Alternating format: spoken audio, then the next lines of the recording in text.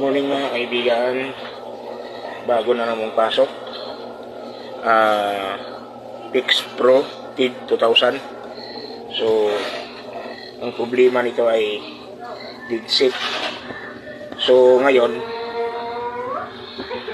okay ng unit dahil sa power supply mo ng problema.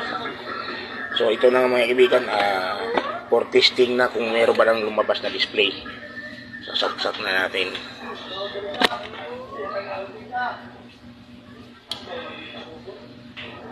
So, okay na. Good na. Meron na siya. So, may display na. May ampere range na siya. So, ang gagawin natin ito, sasaksak na natin yung mga kable niya para for testing kung merong arcing. So, good na siya. Stable ang voltahe.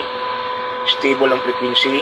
Pati yung signal dito sa may PWM. Okay na. So, patayin mo muna natin. So, ito na mga kaibigan. For testing na natin. Try natin kung meron na bang display.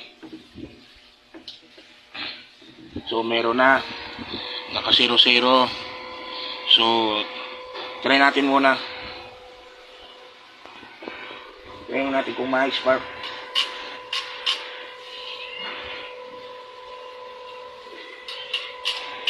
Meron. Lakasan natin.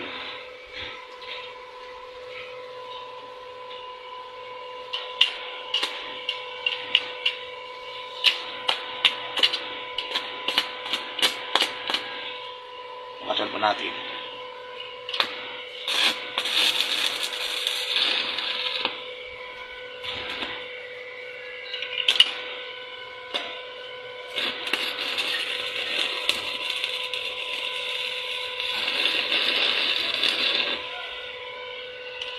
So, okay na. Back to normal condition na siya mga kaibigan.